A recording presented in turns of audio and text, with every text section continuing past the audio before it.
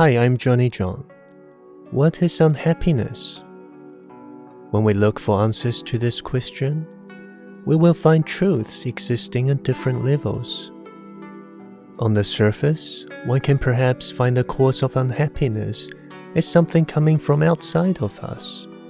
For instance, to see our colleagues as the cause to our unhappiness because they made a rude joke about us. This is one truth, that unhappiness comes from outside. But if we look for the cause even deeper, we will find that the cause of our unhappiness came within. For instance, from our reactions to what was said. That is a deeper truth. That unhappiness comes from inside. And if we look for the cause even deeper, we will find that the cause of our negative reactions came from the negative beliefs we have about ourselves and the world, as our beliefs will always determine how we react to the experiences outside. That is an even deeper truth, that unhappiness begins with an idea, to the ideas we have become attached to within. And like this, the deeper one explores the cause to one's unhappiness, the understanding of what is unhappiness can become ever more refined.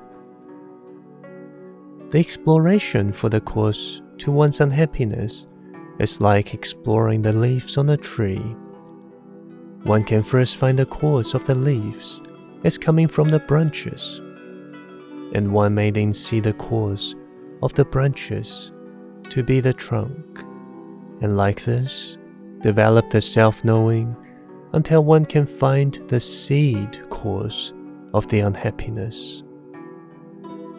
In this talk, we will talk about the cause of unhappiness from an even deeper perspective, which is to explore why it is even possible for one to plant a seed for unhappiness in the first place. In knowing this, one will have one more perspective to refine the truth of what unhappiness really is, which will help one to transform it. So let's begin. Let's begin by briefly understanding who we are from a higher perspective.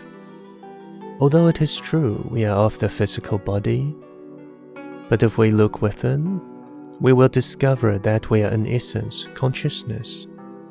That is the deeper truth. And the even deeper truth is that we are the creator, as there really is only one self. A way to understand this is to imagine turning back time infinitely. One would eventually reach the one source from which all became. There, all is one. And because one is all, it will always be like this, no matter how one expands, changes, and contracts through time and space. In our hearts, we all know the deeper truth that we are one, and we all can experience the effects of moving away from this truth of oneness. As we create the beliefs which promote separation and rejection of the self, we will experience suffering. Because to reject the self is like the creator pointing to the mirror to reject that not all is the creator. And this will create confusion and unhappiness within. And likewise, as we create the beliefs which promote oneness and acceptance towards all there is, we will experience happiness and fulfillment. For what greater joy is there for one to embrace the truth of who they really are? So deep down, our hearts all know that we are one. But if this is the truth, then why is it that when we look around us, everything feels so separated?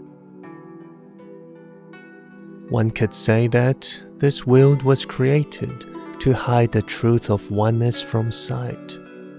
For if there was no reason to hide that truth from us in this reality, we would not even be able to create the beliefs of separation.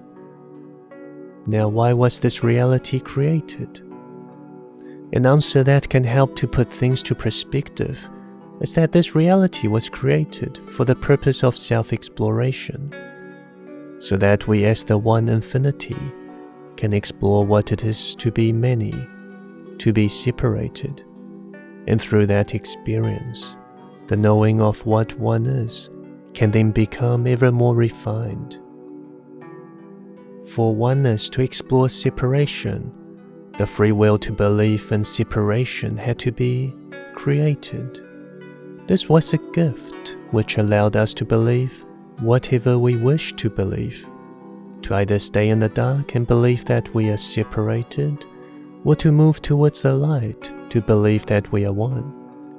Once this belief became a choice, this is when the truth of oneness became not so true and became hidden from view.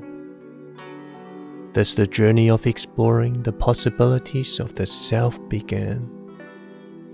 And through exploring the infinite possibilities of the self, negative beliefs naturally now can be planted, for one now has a choice to believe that we are all separated, that we are not one, that we are not the Creator. Now let us explore what negative ideas are in relation to the context of the journey of self-exploration. One can understand negative ideas as ideas which begin with "it is not okay." For instance, it is not okay to be selfish, it is not okay to be arrogant, it is not okay to be poor, and so forth. These ideas promote the illusion of separation and self-rejection, which can drive the self to reject the self. When this happens, negative thoughts and emotions of hatred, of doubt, judgment, fear will be experienced, which allows one to be drawn and explore the illusions of separation even more. Essentially, negative ideas make oneness point to the mirror to say that this is not me, that is not me, thus creating deep confusions and suffering states of the mind. Now there is nothing wrong with negative ideas, for it allows one to explore what it is not. But there will be a point in time when one has had enough exploration and wishes to remember who they really are instead. When this happens, they will become aware of their deeper desires for greater oneness, for greater self-knowing, for greater happiness, to remember who they really are. For those who wish to remember who they are, it is thus important to transform the negative ideas within, because negative ideas will always hold one back from remembering who one really is. Negative ideas will always hold you back from creating and expressing yourself fully as the Creator. For the more parts of you that you reject, the more you are limiting your infinite potential to create and express yourself. So how do we transform the negative ideas? The process of transforming and releasing negative ideas can be understood as transforming the negative ideas into its opposite. For instance, from "it is not okay to be arrogant" to "it is okay to be arrogant." In other words, instead of exploring and practicing separation, one learns to explore and practice oneness, compassion, acceptance. So it's about learning how to shift one's negative beliefs from self-rejection towards self-acceptance. That instead of moving towards rejecting all there is, one moves towards accepting all there is, to choose oneness over separation, to choose forgiveness over judgment, to choose love over fear, and so forth. So to transform our negative ideas, we practice oneness. We learn how to accept all there is at the state of mind. But the journey of transforming our beliefs will not be without confusions, for we would have created many deeply rooted negative ideas in our lifetimes of exploration. Confusions thus will arise when we ask ourselves to accept something we cannot accept. Confusions thus will arise as to how we can forgive someone when there is clearly anger within. Confusions thus will arise as to how can we feel love and oneness when we are hated by others. And this confusion is natural because you are simply trying to see the truth within the illusion. That is why the practice of meditation can be so ever helpful, because the more you can accept the present moment, the more you will realize how much happier it is to be in the state of self-acceptance than the state of self-rejection. And this will help you to intellectualize less about what is right and wrong, and simply choose self-acceptance and happiness instead. The attempt of trying to accept all there is can also be helpful, for life experiences will allow you to slowly realize that in hurting others, you're simply hurting yourself. And this can allow one to realize that in the deeper mind, there is really only just OneSelf.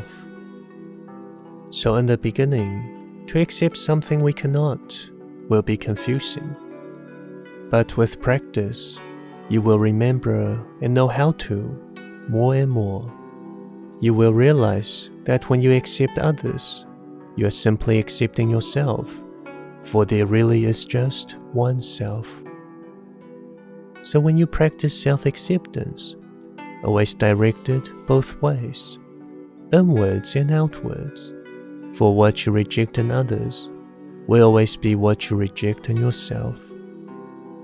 Transforming our beliefs will no doubt take time and effort, because transforming our negative beliefs is like healing ourselves from the trauma of falling from oneness. But realize that this was not a mistake, but a purposeful journey of self-exploration. These explorations into the darkness of the self can be understood as the spiritual lessons you wish to undertake to explore yourself even more, to graduate into higher self-knowing. The journey into darkness can be fun and enjoyable, full of up and downs, but when you're content with your exploration of that darkness, simply align yourself back towards oneness by developing self-acceptance. So to conclude, you are the creator. You are oneness.